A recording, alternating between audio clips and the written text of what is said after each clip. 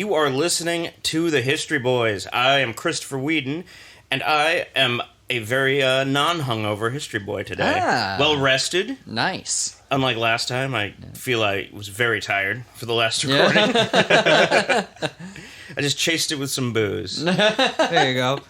I am Zach, scared shitless mech, because it is very close to my favorite holiday. 9/11, that is. Jesus Christ. No. Jesus Christ, that's fucked up. No, Patriots Day? Patriots Day, yes. You're going with the SS nickname? Is that scared shitless? Yes, exactly. Yeah. Armistice Day? It's only ironic because of me being Mexican, so it's all good. But yes, I am also a history boy, and I am so excited for Halloween to be here. Yeah. It's going to be so good. Spooky. And I am Jerry Nash, history boy as always, here continuing our spooky season.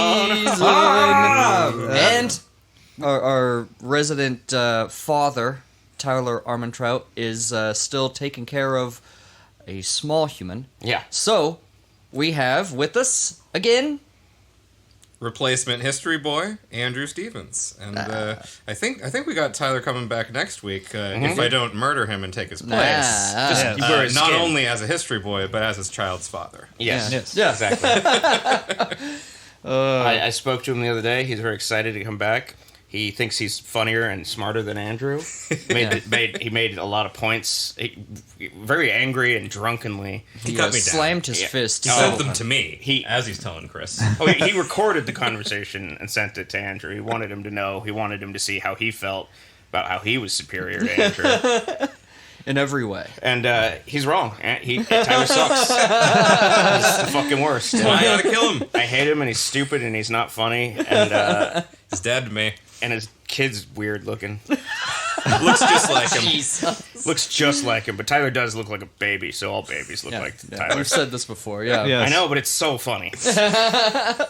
Chris, are you so angry and fed up with Tyler that you're going to start up your own Twitter account just to say how much anti-Armentrout. I guess at anti-Armentrout. I was going to say anti-armentrout.com, but I got to make sure that's also the Twitter handle. It says .com. It's .com. It's like a circle with a slash through it and like a picture of Tyler's face. Yeah, that's going to be the logo for my podcast. I'm starting afterward, called the Anti-Tyler History Boy Secession Podcast. Yeah, I'm going to be on that one too. Yeah, we're all really going to be guests on that. It's just going to be tearing Tyler down. Yeah, there's going to be like I'll mention an event from history, but we're going to relate that to how Tyler sucks. We'll be like, so the Bay of Pigs. Anyway, Tyler sucks. And then it's that for an hour and a half. Yeah. So this week, gentlemen, I got a doozy of a story to tell you. Ooh, I'm frothing at the loins. Oh. I mean, me too, but it's a health issue. Yeast infection, right? Yeah. Nice. This week, we're going to Clipperton Island. Ooh, all right. This place? Scenic Clipperton Island. I only know it from that you told us we're doing an episode about Clipperton Island, and you told me not to read the outline, which you don't have to tell me not to read the outline. I know. This is the island where Jeffrey Epstein lived, right? Yeah. No. How close to Kokomo is Clipperton Island? Wrong ocean. Oh, Yeah, I think, right? Kokomo would be in the Caribbean. Caribbean. Right? Caribbean, yes. Right. But it's a mystery island that you can only find certain times of the year. It's like Monkey Island. Nice. Skull Island. Yeah, there you go. Spider Skull Island, if you're a Venture Bros. Spider Skull Monkey Island. That's my own invention. There you go. Nice. The small coral atoll of Clipperton Island has been fought over by many different nations for generations. It's 2.3 miles wide, with a lagoon in the middle, and 580 nautical miles off the coast of Mexico. Yeah. Sweet.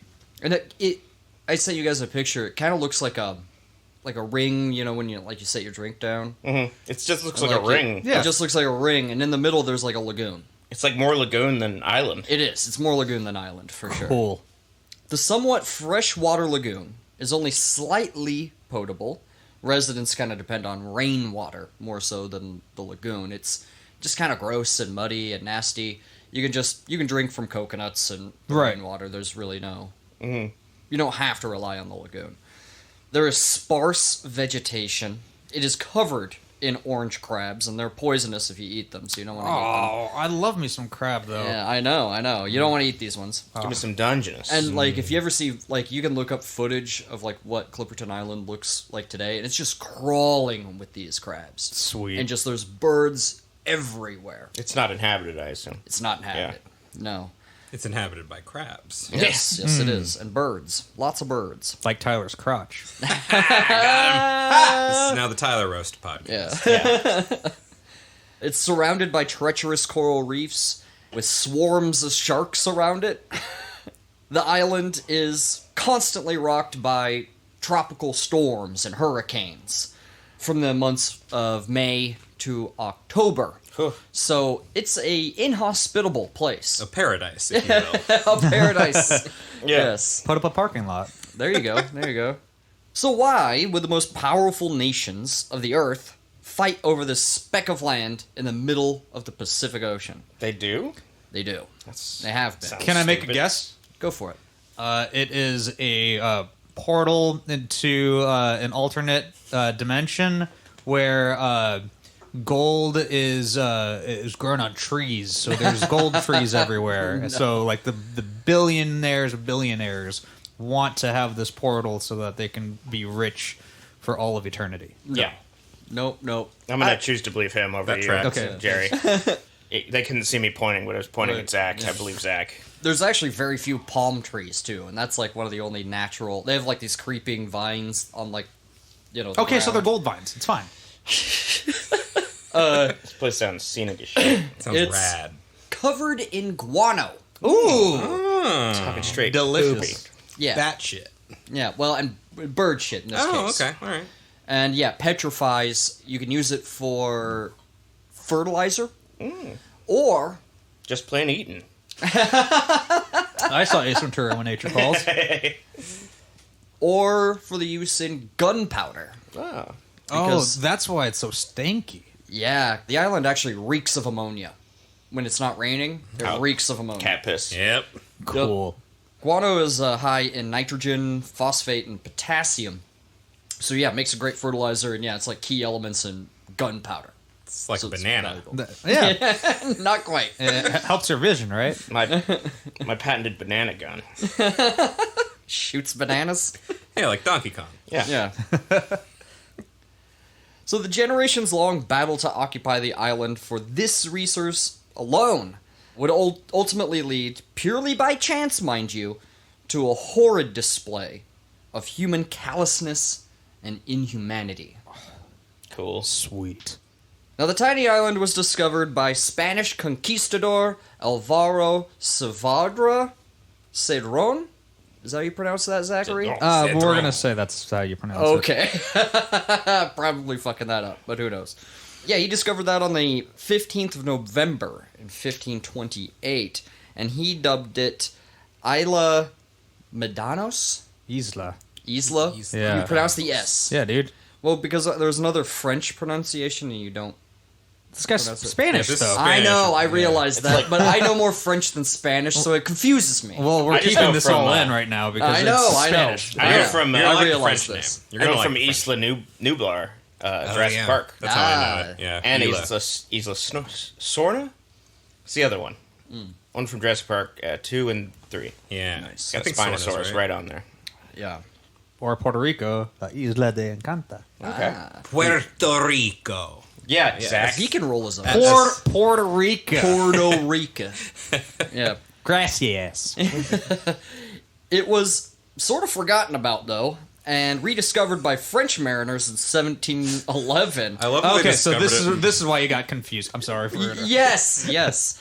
And given the name, give me a second, Ile de la Passion, or Isla de la Passion. I have the Passion. Right? Ooh, the we all got the Passion. Island of Passion Island. That's what it is. Oh, I've seen that reality show. Yeah, right? It's a lot of different kinds of passion, and sometimes it makes you murder people. Well, towards the end of our podcast, when we are, a little tipsy, we all got the Passion. That's true. True, very true. Booze gives me the passion. Yeah. And the Gassion. There you go. Nice. But just already based off of the description of what the island is looking like, literally like a gaping hole. It's totally Passion Island. Jesus Christ. A wet gaping hole. Jesus Oh, yeah. Christ. That's great. But it was a hot-headed privateer that gave the island the name we know it as today, John Clipperton. And privateer is just kind of a fancy word for pirate. cool. Privateer basically means pirate hired by, like, a legit nation, right? It's like, back in the day, they'd be like, Spain would be like, attack France ships or whatever. Yeah. Well, Whoever they were against at the time. yeah, John Clipperton was hired by the British to attack Spanish ships. There you go. Yeah. So it's kind of like a mercenary, basically, Yeah. Kinda like a mercenary mercenary. pirate. Yep, Like, yep. would you maybe be able to equate it to like what is it? Private contractors, Yeah. kind of. Yeah. Okay. I think a lot of the well-known pirates were working for some queen or something, Yep. How big was his sword if he was a mercenary? Cloud size. He carried a scythe. Nice. Thank you. But yeah, he's patrolling the South Pacific near South America looking for Spanish ships to loot and destroy for the war effort. But France formally laid claim to the island in 1858, although they never actually landed on the island. They just drove around it while writing the piece of paper saying it was theirs. Nice. So lazy. Yeah, it is. And like they fired a gun and they're like, like, do we really Vive need la to France. Step on it? Like, Nope. What difference does that make? Well, there's no one around. It's ours. Yeah. Dibs. Well, and the thing is like the piece of paper they wrote it on, he folded it up, put it in his pocket, and then like they went like all over the world after that.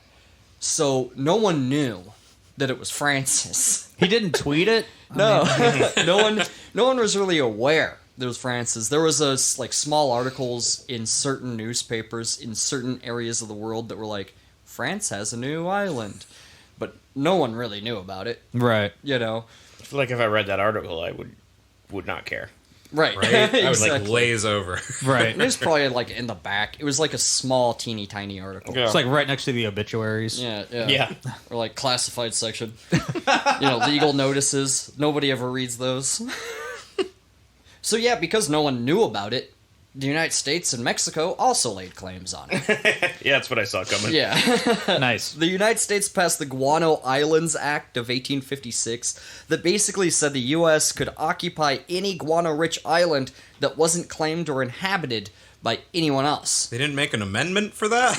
Yeah, right.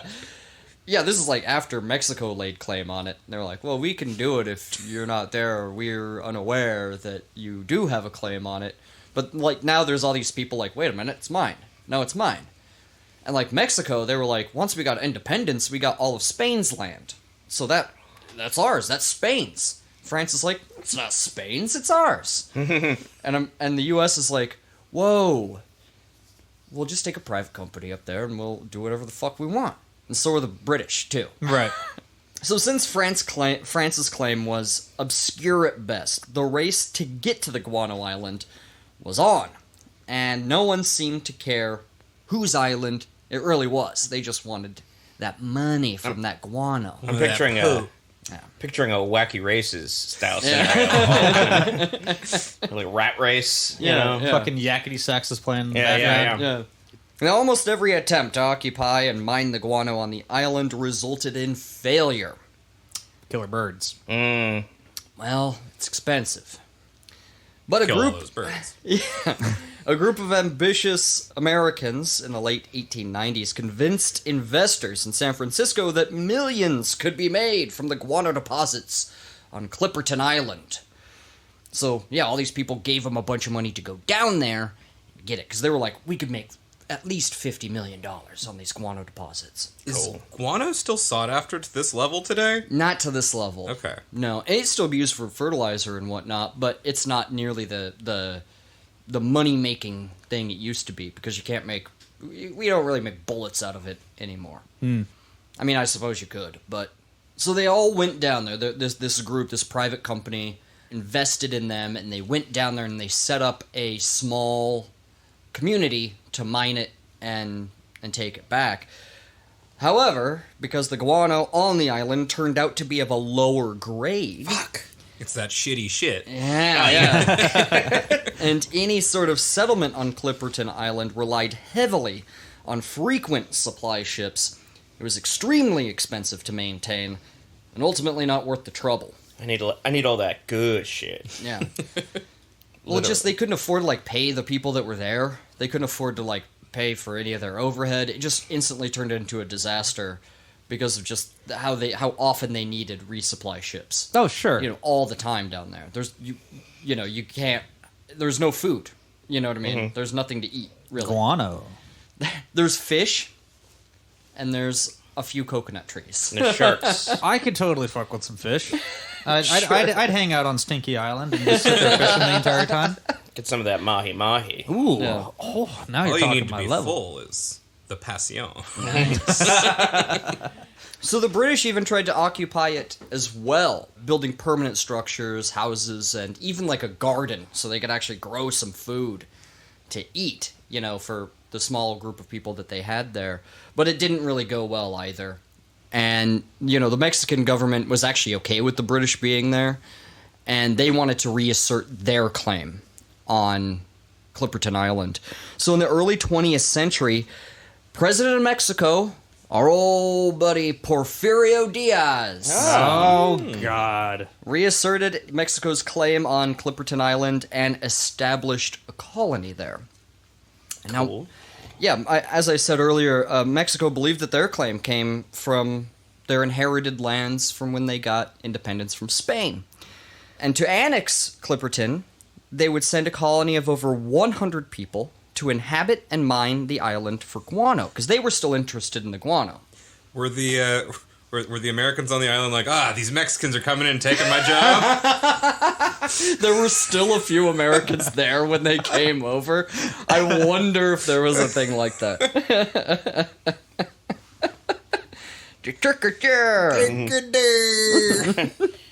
So the British and Americans, they had a garden, they planted more palm trees, you know, they built the houses and everything to make it livable. But it didn't make island life easy. Like, island life is rough business, you know what I mean? When these storms come through, they're not kidding around. Yeah. So it's safe to say that they weren't parrot heads. They're not all about They that. weren't. This wasn't exactly the Jimmy Buffett lifestyle, no. Other than them wasting away. Right. Yes, indeed. Wasting away again. In Poopyville. That's the end. Wasting away again on Clipperton Island. Yeah. To your death. And more housing was built by the Mexican military as well as a lighthouse. Oh. On there's like they called it like Clipperton Rock, and there's like a rock at the head of the island, and they built it. That's where they built the lighthouse. There's on this rock. Now the man tasked with governing Clipperton's inhabitants under the Mexican flag was named Ramon Arnaud. And Arnaud was born in Orizaba, Veracruz, where he enlisted in the army. Now, many attribute this decision to join the army to his friendship with General Bernardo Reyes' son. Oh, look at that. Yeah. It's like a tie-in episode. It is. However, Arnaud, instantly deserted his post. Yeah, fuck that. I don't blame him. You know what? Hard pass. Yeah. He had bone spurs. What? I mean, It led to his arrest and imprisonment that lasted 5.5 months. He was demoted and he was assigned a string of like the worst military posts that they had available as like a punishment. Yeah. for He what was the did. guy that wiped down the loads, basically. Yeah. Jesus. swabbing the poop deck. Yeah. Swabbing the load deck. Jesus. It's covered with loads. Download complete. Yeah, I know what you're talking about. His governorship over Clipperton was just another of one of these punishments in Arnaud's eyes. He's like, desolate island, you know, mining bird shit. Yeah, okay.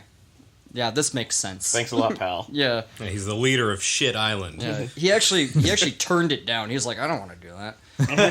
But a commanding officer or colonel that he served under told him, hey, Porfirio Diaz picked you personally, buddy.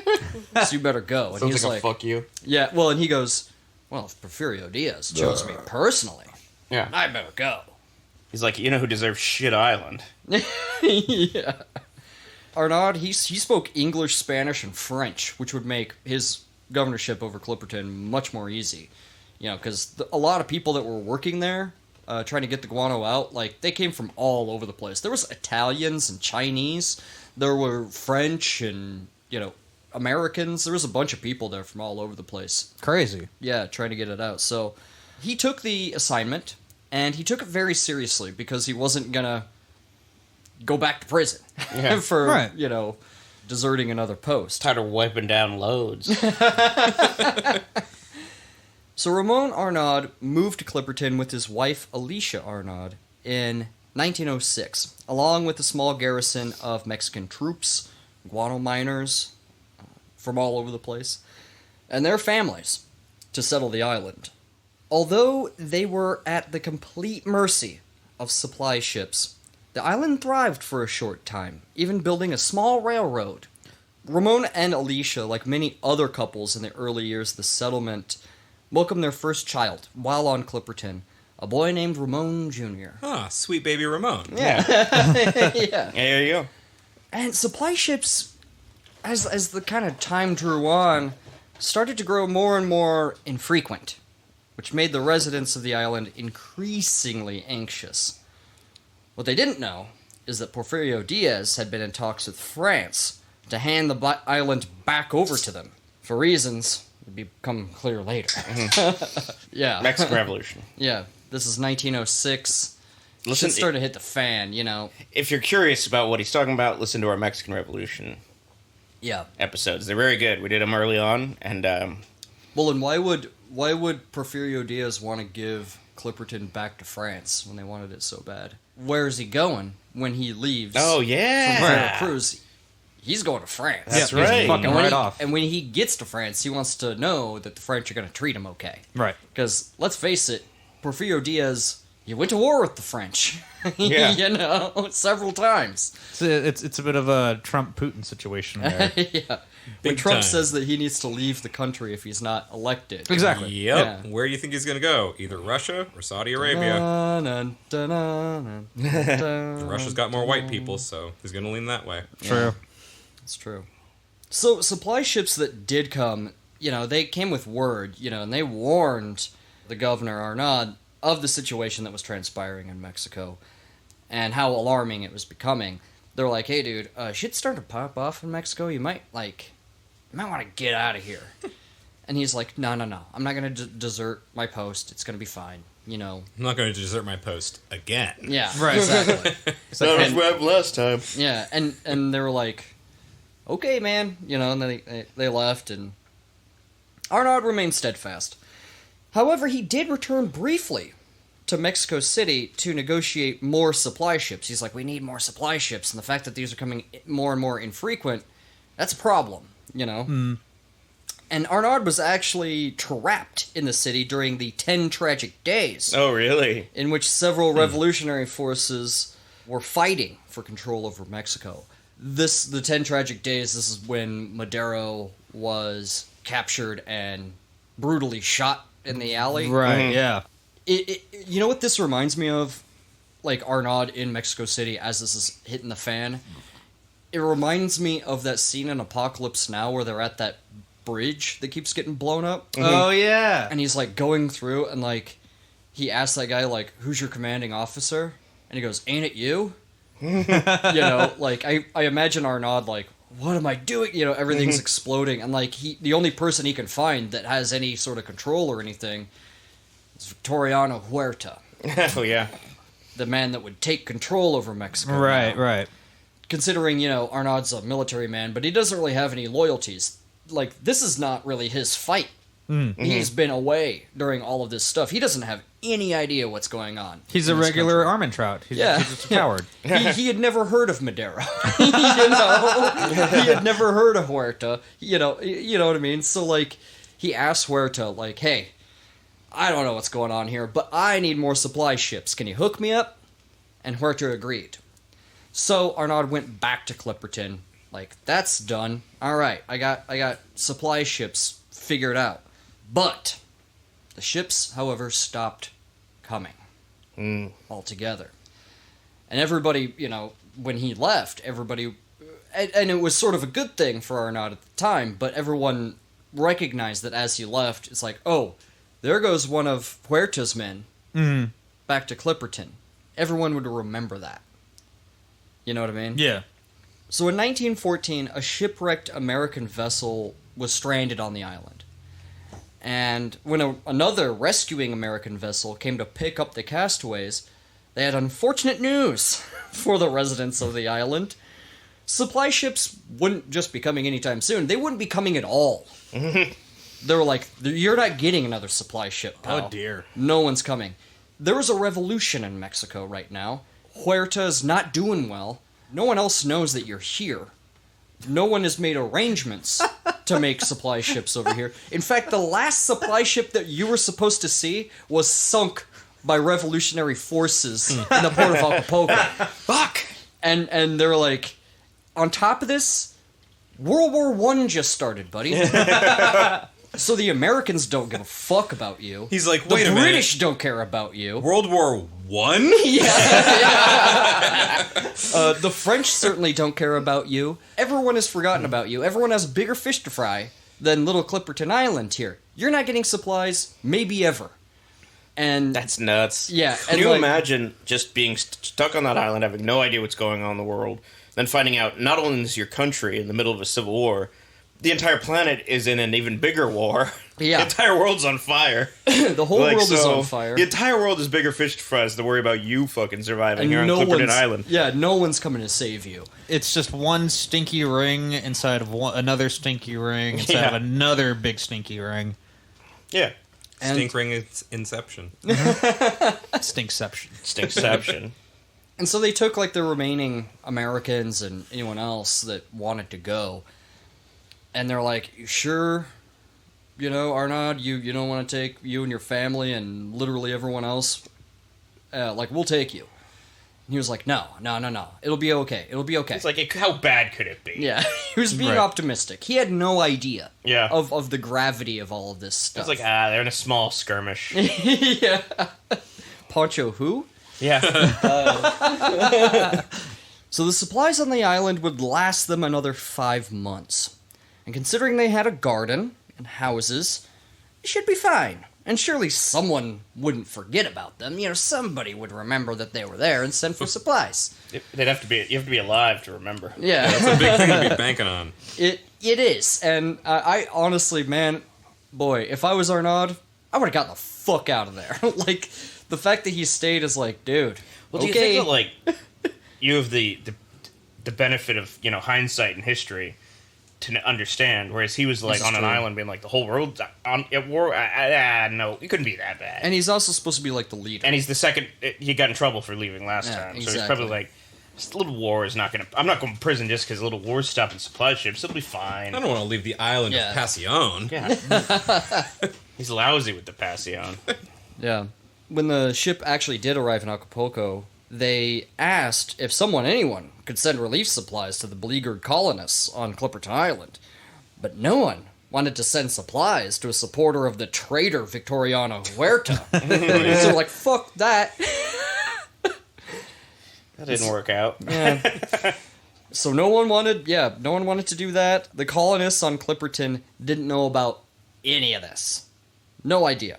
Jesus. And as the food started to run out, and the garden failed due to poor soil, all eyes became woefully glued to the horizon. Oh, somebody's gonna come. It's fine. It's fine. It's fine. Somebody will save us. Christ. Yeah. Soon, all they had to subsist on was fish, birds, and the occasional coconut. So you say that like it's a bad thing. Again, that sounds amazing. It sounds like a tiki bar. I love birds. Eating them. These are seabirds. You don't kill seabirds. Yeah. It would be like a real gross chicken. Ooh. Real gross I chicken. eat real gross chicken all Small, the time. gross chickens. And coconuts, this is an island that's more water than land. And the palm trees, there's a handful of them.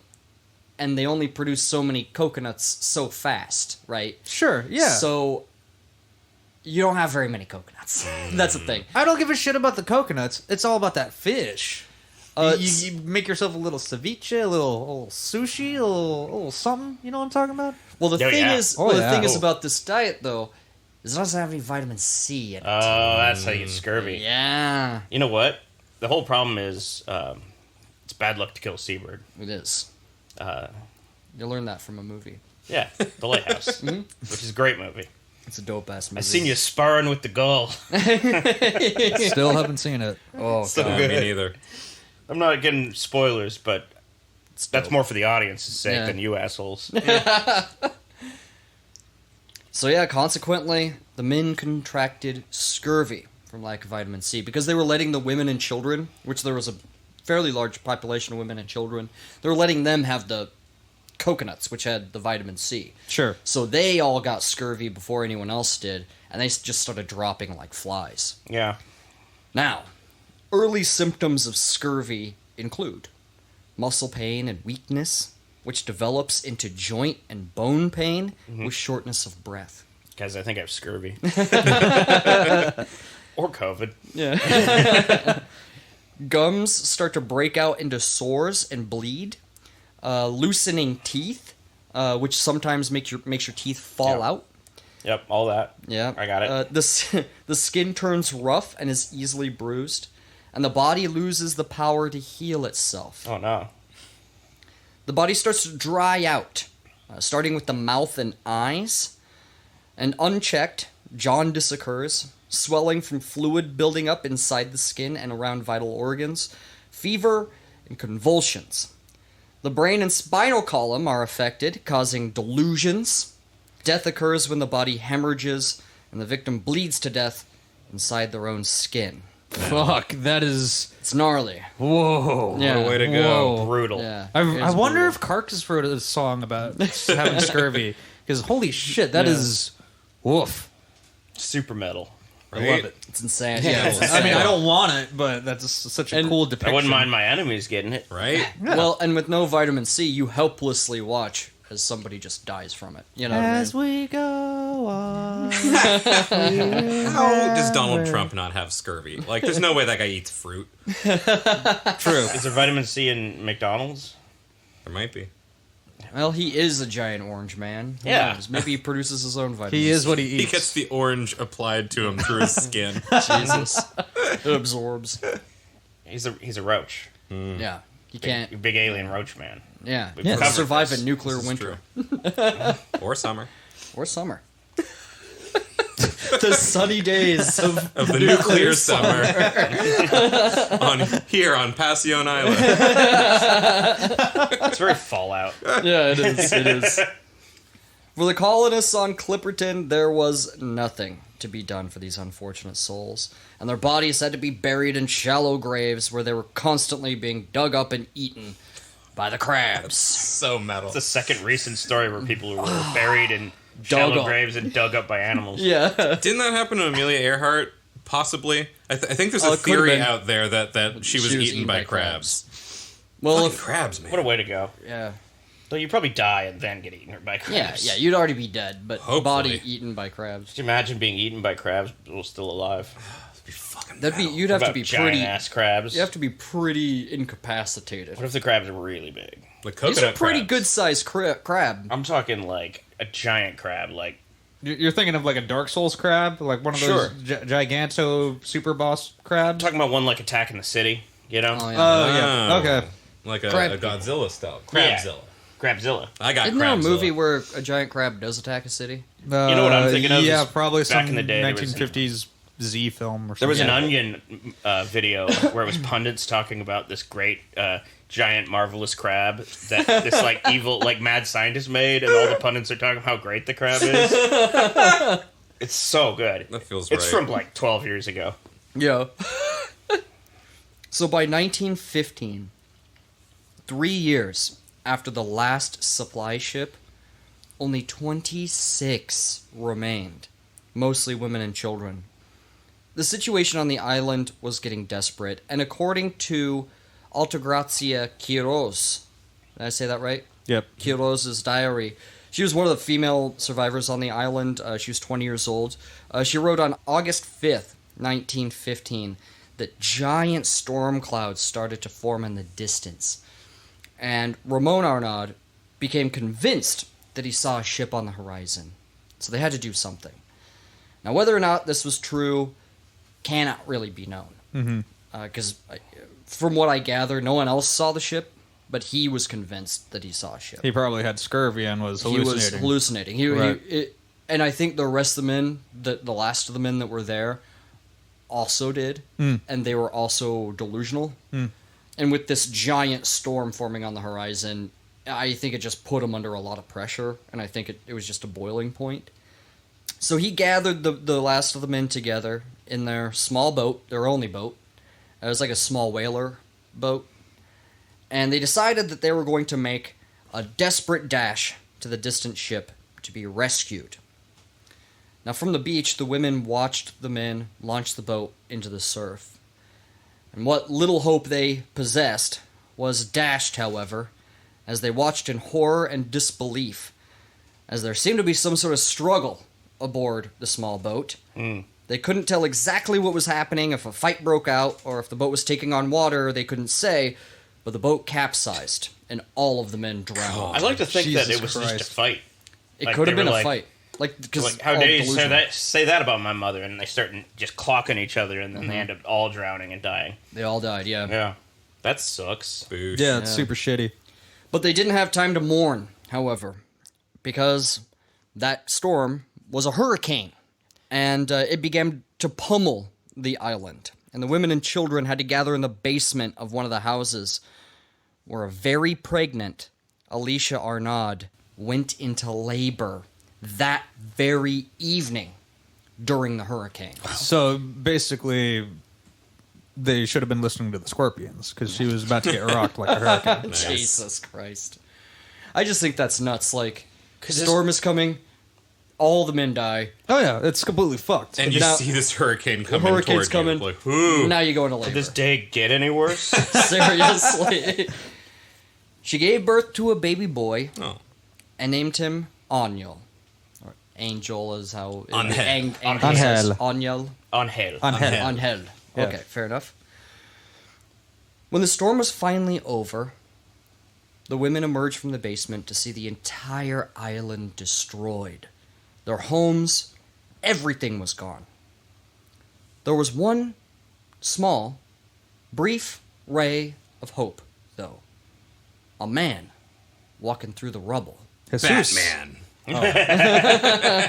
Yes, Batman. So the man's name was Victoriano Alvarez, and he had been the reclusive lighthouse keeper the whole time. The whole time he had been there. And people, like, forgot he was there. It's just like the last man standing. He was the last dude there. And, like, whatever he did for food or whatever, I have no idea. Like, this dude somehow made it. He got an immunity to those crabs. Yeah, right. Yeah, he's been eating those crabs. He's been eating all that lobster. You know what I'm saying? Yeah, exactly. Big city living up in his high tower right there. This is a lighthouse This is a reference. lighthouse reference. Okay, excuse me. This is like Crusader Kings It is. it lately. is. Now, by all accounts, he was a large, imposing man. And he was described by people that knew him before his lighthouse assignment post as a mentally unstable and antisocial man. Wow. I'm picturing him played by Willem Dafoe. I was actually picturing I'm just- him being played by, like, Javier Bardem. or like maybe Javier Bardem, like a big dude. You know what I mean? that has like empty eyes and like Danny Trejo. He's clearly he's clearly mentally disturbed because he's been alone and isolated, right, as a lighthouse keeper, and like lighthouse keepers are well known to have like gone mad. Oh yeah, it's like in that isolation. It's their main thing. Yeah, there's a whole movie about it. Yeah, it's dope. So after the storm, he came down from his sanctuary at the lighthouse and immediately started picking up everything that had been left behind, including the guns and ammunition. Cool. And as he clutched one gun for himself and tossed the rest into the lagoon... That's like, this is my island now. Yeah. That's fucking terrifying. It became hopelessly clear to the survivors that Alvarez wasn't there to help them. He approached the women and children with his gun and declared himself king of Clipperton Island. Oh, God. And that the women were going to do exactly as he said, or else. Jesus Christ! Oh my God! Now around here, I'm gonna give you a trigger warning. Okay, this story becomes fucked up at this point. When you told me that he wants the women to do whatever he asks, yeah, I'm like, yeah, that's fucked. Does not make me happy. No, because all that's left is women and children and him. Right? This big dude with a gun. Mm-hmm. So brandishing the rifle, he demanded that a mother and her daughter come with him to the lighthouse. Oh no. When they refused, he raped them and shot them both in front of everyone. Jesus Christ. This guy is the worst. Oh, yeah. He'd probably been losing his mind in that lighthouse for a long time. Yeah. Now what followed was an ordeal lasting over 2 years. Oh, no. There was a living nightmare for the survivors. Alvarez would take one woman to the lighthouse where he would beat and rape them until he grew bored and demanded another. Jesus. So he like rotated through 3 of them. Oh my God. There was like 2 20-year-old girls and a 13-year-old that he kind of rotated through. Regular Epstein. Yeah. He confiscated their food. He threatened to kill them and or their children. Like, he would grab their children and, like, hold a gun to their head and be like, I'll kill them right now. You know what I mean? Wow. He was completely unhinged. Jesus. Alvarez mentally, emotionally, and physically abused all of them, viciously berating and beating and raping them at gunpoint. He called it, quote, disciplining his slaves. Jesus fuck. One 20-year-old woman, however, named Tirza Rendon, brazenly resisted. Any chance she got, she hurled insults at Alvarez, mocking his mannerisms, spitting in his face, and constantly telling him how much she despised him. She even told him to his face that one day she was going to take pleasure in killing him. I would have to think that he would assume they felt that way. Yeah. You know what I mean? Oh, totally. He's like, oh, I thought you liked me. Well, I'm surprised he didn't kill her. Well. Alvarez directed much of his ire on Tirza, beating and berating her more than anyone else. He told her that he told her that no rescue ships were coming. And if, on the off chance that one did come, he would kill her first and then everyone else, so that no one could tell anybody about his horrific crimes on the island. Jesus fucking Christ. The people that would arrive would show up and see one guy and all these corpses covered in bullet wounds. Yeah. And he's like, I don't know what happened. Exactly. The storm. Yeah. Must have flown. Some bullets must have gotten caught in the hurricane winds. Hurricane hit a bullet factory, and it went real bad from there. Exactly. So. Yeah. Yeah, exactly. Nothing to see here. As you can see, the bullet factory's completely gone now. It's gone now.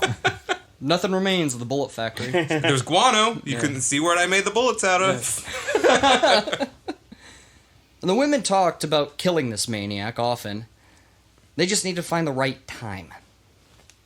So on July 16th, 1917, Alvarez was in an uncharacteristic good mood, smiling and teasing the children.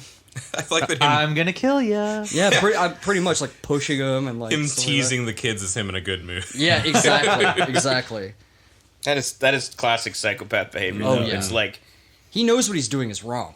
well, it's that kind of thing where it's like they do something really fucked up, and they're just like, it's joking, right? Yeah. You know what I mean? We can be cool today though. Yeah. You know, like when somebody captures people and holds them hostage or whatever in their basement or something. Mm-hmm. You know what I mean? It's kind of like that.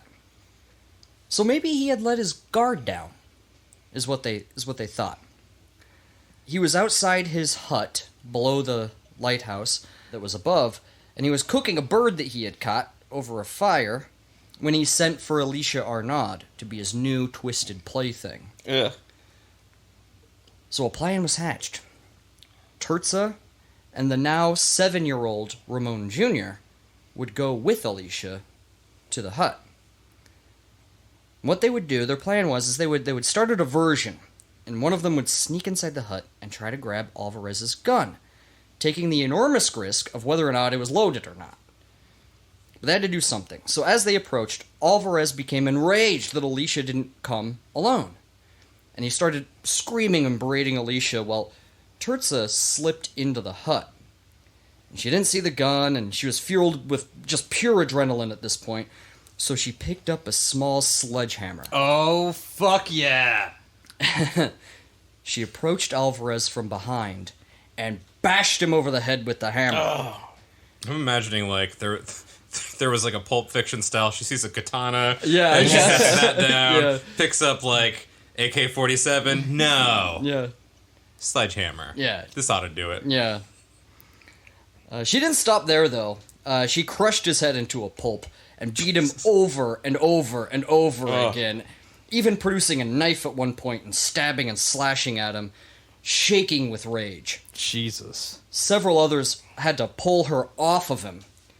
Yeah, the dude was totally cut to ribbons and bashed into oblivion. Yeah, he was donezo. He was Yeah. a paste Yeah, of it's a, like of a human. in Sin City when he's like, he's punching the yellow dude in the face, and he's Yeah, like, yeah. he goes, like, I get to a point where I'm just mashing wet pieces of bone into the floorboard, so I into stop. like concrete or Yeah, whatever. yeah. Mush. Yeah. Alvarez had mistaken them for weak, helpless women when they were actually survivors doing everything they could to stay alive. And in a strange twist of fate, minutes after Alvarez was dead, a ship was spotted on the horizon. What? Whoa. That's supernatural. Isn't that insane? Little Ramon Jr. was like, there's a ship. Like, as they're, like, covered in blood.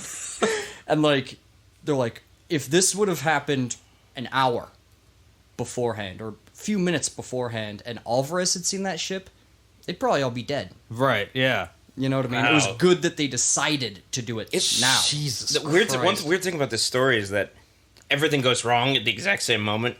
You know, like the timing of these things seems. It's the absolutely island is insane. sentient. That's what I'm saying. Yeah, yeah. Much like the molasses was. Right. Like Lost. Oh yeah. Yeah, it's the Lost Island. There's a smoke monster on it. Yeah. It was a U.S. Navy gunship, the Yorktown, that was patrolling the area looking for German U-boats. When they spotted the island, they saw women and children waving and jumping around, so they were like, what the fuck? So they had to stop, you know? The fuck. Yeah. To the survivors, it must have been a roller coaster of emotion, because they sent out like a small whaler to come and get them, but it was unsafe for them to land, so they had to turn back and go back. Oh, And they were like- God. and they must have been like, oh shit. Yeah. Yeah. And they actually wondered aloud to each other, like, okay, should we just shoot each other? You know what I mean? Like, honestly. Do we just end this Should right we just now? end this fucking nightmare now? But they came back, luckily. And all that really remained when they were picked up were 4 women and 7 children. That's all that was left. Jesus.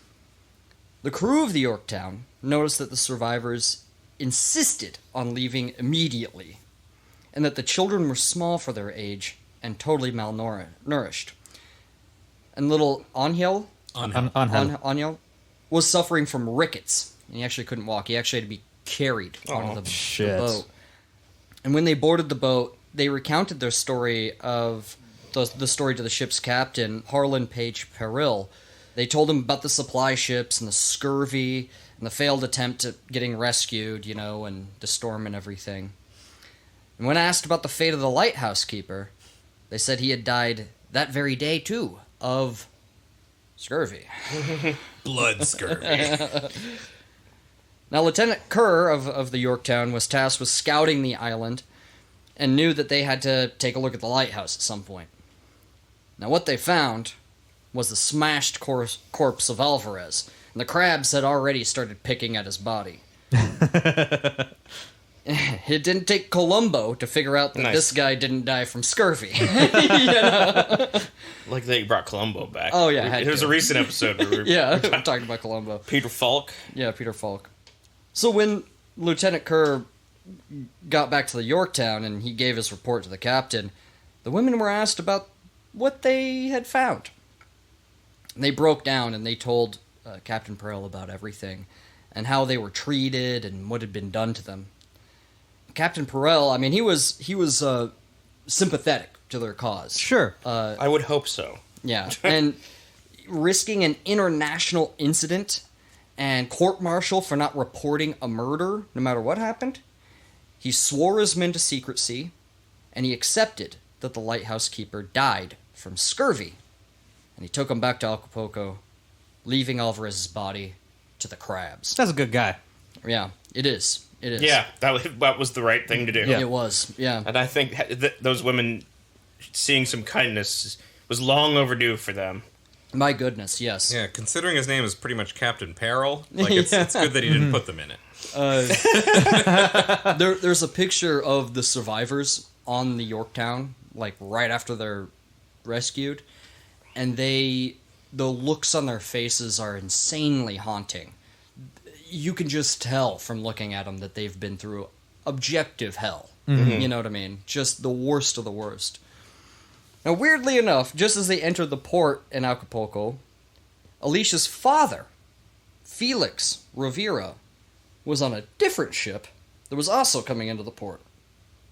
Now, what he had done is he had desperately tried to find any information on the whereabouts of his daughter from the Mexican authorities, but he was told that everyone at Clipperton Island had died, and that there had been no survivors.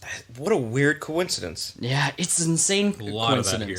He was overjoyed to see his daughter alive, and told Captain Perrill that he had never regretted not knowing English more so than in this moment, because he wanted to tell him, in his own language, just how thankful he was. Yeah, I bet. It was then that Captain Perrill learned how old Alicia actually was. She wasn't in her 40s, as he had guessed. She was 29. Oh, wow. Yeah. Yeah, I bet. Yeah. That was fucking awful what she went through. Yeah. It's so sad. Later in life, Alicia found it necessary to tell her story to a Mexican military officer, as rumors of the story, however embellished, began to surface. It began to be passed from person to person and throughout Mexico, becoming one of Mexico's most enduring legends. Now, no one since has tried to settle Clipperton Island permanently. Now, there were a couple of castaways, one man even spending 26 days there before a rescue. And there are adventure seekers that have stayed there for short times, but it still remains uninhabited. A skeleton of a shipwreck and destroyed machinery still haunts its beaches to this day. And 70-year-old Ramon Arnaud Jr. revisited the island with the famous ocean explorer Jacques Cousteau. Hey, look at that. 1980, to visit his, place of birth, despite all the horrid things that had happened there. And since France has regained control of the island, even though their claim is still hotly debated to this day, and the lighthouse is no longer there. Only its chilling memory remains. Jesus. Wow. Fuck. That is insane, right? Okay, so those pictures that we posted of the blackout image, yeah. That's fucking duder. So one of them had a camera, and she took a bunch of pictures. And there's pictures of Alvarez. And all the pictures of Alvarez, he has been colored over. Mm-hmm. With what looks like a magic marker, but I don't know if they had a magic marker. But yeah, it looks like he's been covered over. His they face even got his blacked hands. out. and his hands as well. Like any of his skin, they colored over, so he looks like a walking scribble, like a void man or something. It's really weird. One of the most haunting things I think I've ever seen. Yeah, it's fucking. I mean? It's absolutely crazy. Knowing what this man did, wow. Yeah, that is a perfect depiction of this fucked up man. If you look at the pictures too, it makes it so much worse because there's one where he is grabbing one of the women around her, as his arms around her, with her back to him, and her face is not okay with this. Right. Clearly, there's a picture of him holding one of the children. Mm-hmm. It is. It just gives me the heebie-jeebies looking at these pictures. You know what I mean? There is one picture that is not blacked out that is supposedly Alvarez. The one, with the ladders. Yeah, but. Who knows? Mm-hmm. Kind of impossible to know. He just absolutely insane. Jesus. Yeah. It's so fucked. There's pictures of them in the beach, on the beach walking with the children, because Alicia really tried to keep everyone's spirits high, in the darkest of times. That must have been hard. It must have been insanely difficult. There's so many pictures actually. Altagracia Quiroz, she was the one taking all of the pictures. She was the one with the camera. There's actually a photo of her that's a self-portrait of her holding this box camera that she had with her. Wow. It just absolutely haunting. Absolutely haunting. And actually, after all of this went down, and it was still really contested, for some reason they would use Italy always as an arbiter to a go-between from the people that were fighting over this island. And the first time they did it was the king of Italy that decided that it was France's. And then the second time they used Italy as an arbiter, it was Benito Mussolini. And he also said it was France's, oddly enough. That is weird. FDR actually loved fishing off of the coast of Clipperton Island. He went there fishing a few times. Wow. That's where all the good eats are at. And him and Churchill wanted to build an airbase there, or build some sort of encampment there. But they got eaten by crabs. Well, yeah, that's how Churchill died. They were somewhat successful, but it really pissed Charles de Gaulle off. In France, it really pissed him off that they were just taking it. Right. And they were just shut up, dude. But yeah, it's weird how it's gone, from hands to hands, and certain people have claimed it over the years. And yeah, Mexico still thinks it's theirs, and I think it's Mexico's. Honestly, if you were to ask me, the only reason why Porfirio Diaz wanted to give it up is because he was trying to save his own skin. Right. Otherwise, he was actually kind of acting correctly and asserting the, Mexican claim on Clipperton. Right. But, yeah, only handed it back to France. Yeah, I don't have a lot of positive opinions of that guy. No, nor do I. So, yeah, Clipperton Island. Pure insanity. Anyway, yeah. Clippy dippy. So we are, again, the History Boys. Thank you so much for listening. I am Christopher Whedon. I'm Zach Mack. And I am guest host Andrew Stevens. You can follow me on Twitter at AJStevensWrites. That's Stevens with a V, Rights with a W. Not talking about his rights. Correct. Nice. It's like Second Amendment rights. It is not that. He's a big fan of the right things. He writes about how important the Second Amendment is to him. He writes rights. I write new amendments that I think should be in the system, and I explain why those amendments aren't in the Constitution. I don't do that. I'm just saying things. I write some stuff. Read the things I write. Just read them. Just read them. Again, I'm Jerry Nash, History Boy. Thank you so much for listening, as always. I really hope you're enjoying this spooky season we have going for you. We're definitely having a lot of fun with it. We got one more coming for you. This one will have Mr. Armitrout on it, unless Andrew says something about it first. Yeah, unless he murders Tyler Armitrout. I'm going to execute Tyler. Yeah. It's a bit of a Highlander situation at this point in time. Yeah. Can only be one. I can't. I've been talking a lot of shit about Tyler, and I can't wait to have him back so I can talk shit about Andrew. Yeah. And talk shit about Tyler to his face. That's usually what I do. Yeah. Right. On the show. You miss it. That's all I'm saying. Like, you stupid piece of shit. Fuck you. I've said these things to Tyler, is what I'm saying. As we all do. Yeah, and I want to encourage you to, like our Facebook page and follow us on Twitter and follow us on Instagram and whatnot, so you can see what we're doing. We can see what you're doing, and you can interact with us. We want to see what you're doing. Yeah, and I want to see what you've done. Don't flush those toilets. Yeah, and if you want to drop us a review on Apple Podcasts, that helps immensely. And actually, I want to actually read a couple, if you don't mind. I do not mind. Sure, yeah. This one, because I haven't read any of these on the show, but maybe I'll break them up. The most recent one is the one I'm going to read, and we'll kind of move from there. I'm deciding this now. Yeah, whatever. You're running things. This one is fantastic. This one comes from Colby K. At least that's what the Apple username is. Thank you so much for writing this. This is really great. Quote, I'm not a frequent reviewer. As a history buff myself, I felt led to leave a double thumbs up for the History Boys. The podcast covers a broad and intriguing array of topics. The guys have special talent for choosing overlooked figures in history whose stories are just as entertaining as the Napoleons of history. Red Cloud, Ernest Shackleton, and Attila the Hun. Stories that make you think, mostly why didn't we learn about this in school, all told to you by yours truly, who's, now this is his words, a gifted storyteller to say the least. This is why you wanted to read this. It makes me weep. It makes me weep. From the tip of your dick. Dick weeps. Exit. And he says, as I'm working from home, I put this on during lunch and always find myself laughing aloud. Definitely worth a listen if you're ready to learn something new. Story sources are always cited and recommended, and laugh while doing it. Thank you so much for saying that. That's great. What was your source today? I have several sources. Gotcha. They're all going to go on the source notes. You can see all of the source notes on our pages and stuff. I didn't have like a full book for this one. I did have the diary to go off of, which has been digitized. That's fucking nuts. Which you're is able to find that. Yeah, which is pretty cool. And they put like all the pictures with it and everything else, which is fantastic.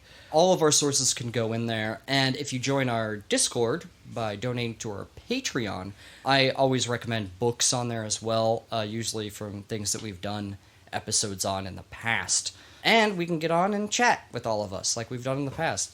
And in order to do that... So if you want to be a History Boiz Patreon pal, the things that you will have access to at $1, access to our Discord. At $5, you get access to the Discord and a thank you from us. Well, I mean, we're all appreciative, but you get a shout out on the show. At $10, you'll get all of the above plus exclusive content. The first exclusive content that will be released is a 6-song EP that I am in the middle of writing for you guys. That is music from the show, along with topics that we have discussed in the past. Yeah, it's pretty cool. We're coming up with more ideas for exclusive content. If you have any ideas, feel free to email us. Our email address, historyboizpodcast@gmail.com. Hit us up there. If you want to send us anything, you want to just say hello, you want to suggest maybe another topic that we could cover, it's always welcome. We always love hearing from you. Of course, unless it's something negative, then you'll be mocked. Right. Behind your back. And if you like being mocked behind your back, I suggest you do that. Relentlessly. Yeah, relentlessly. Another cool thing about the Discord is that if you join us on there, and every couple weeks we do a virtual beer with our patron pals, and it's a great opportunity for you to get to know us, for us to get to know you. If you have any questions about any of the topics, I'm sure Jerry can answer them, while the rest of us just navel gaze and drink shots the entire time. Mm-hmm. Why are you looking at me?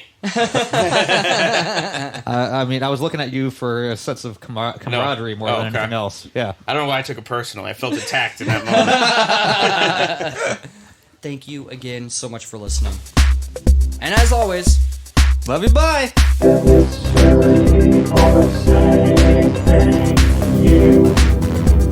We had a lot of fun. We'll see you next time. Or I guess we won't. Whatever.